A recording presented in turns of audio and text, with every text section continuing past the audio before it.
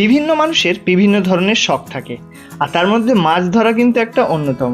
আর আজকে বাড়ির পুকুরে মাছ ধরার কিছু মুহূর্ত তোমাদের সাথে শেয়ার করলাম এই ভিডিওতে।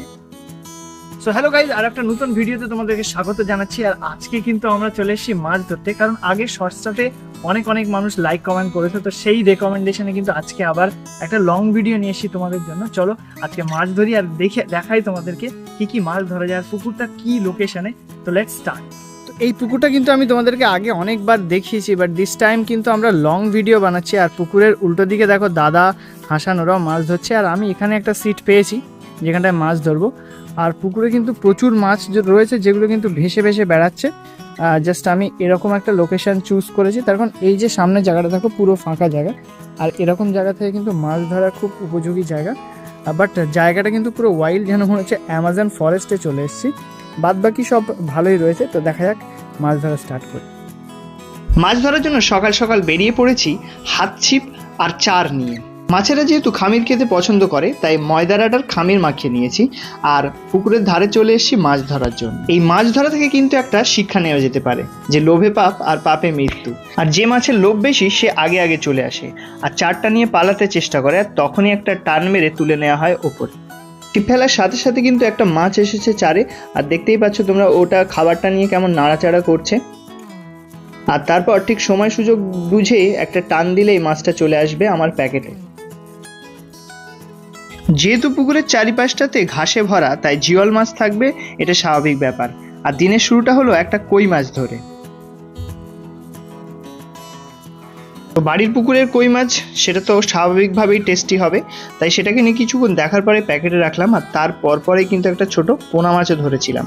তারপরেই সেই আসল সাসপেন্স, যেটার জন্য আজকের এই পুরো ভিডিওটা, ওঠালাম একটা বড় সাইজের রুই মাছ।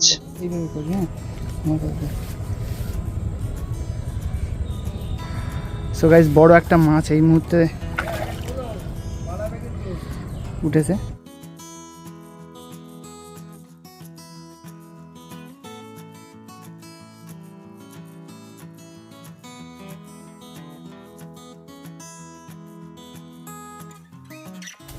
তো গাইস,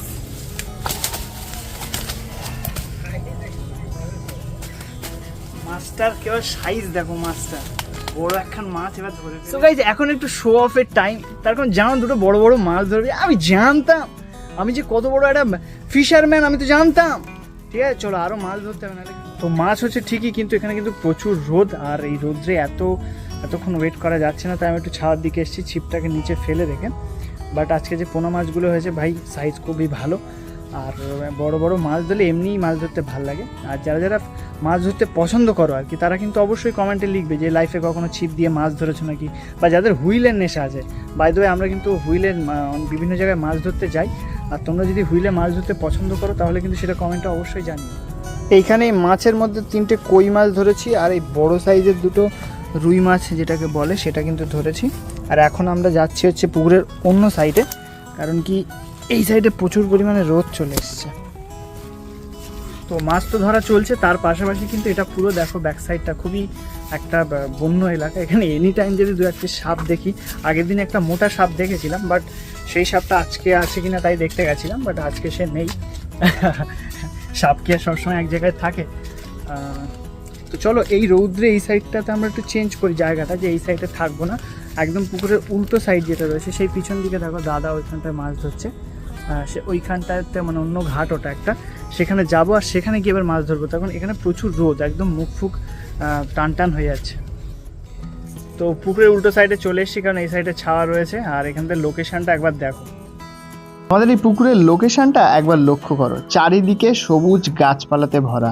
আর অ্যাডিশনাল জিনিস হিসেবে পুকুরের ওপরেও দেখো কিছু গাছগুলো রয়েছে, ওটাও কিন্তু পুকুরের জলের ওপরে, খুব সুন্দর দেখায় এই জায়গাটা। তো আজকের মতো এই পর্যন্ত মাছ ধরা কমপ্লিট। এখন আমি বাড়ি যাচ্ছি, কারণ গিয়ে এখন অনেক কাজ রয়েছে, আর তাছাড়া বিকেলে ক্লাসও রয়েছে। তো আজকের ভিডিও এই পর্যন্তই, দেখা হবে নতুন কোনো জায়গায় নতুন কোনো ভিডিও নিয়ে। ততক্ষণ পর্যন্ত তোমরা ভালো থাকো, সুস্থ থাকো। আর এই টাইপের ভিডিওগুলো যদি পছন্দ হয়, কাইন্ডলি একটু লাইক কমেন্ট করো, নাহলে বোঝাই যায় না যে এইগুলো কন্টিনিউ করবো নাকি অন্যরকম কোনো কিছু ট্রাই করবো। So tata, bye bye.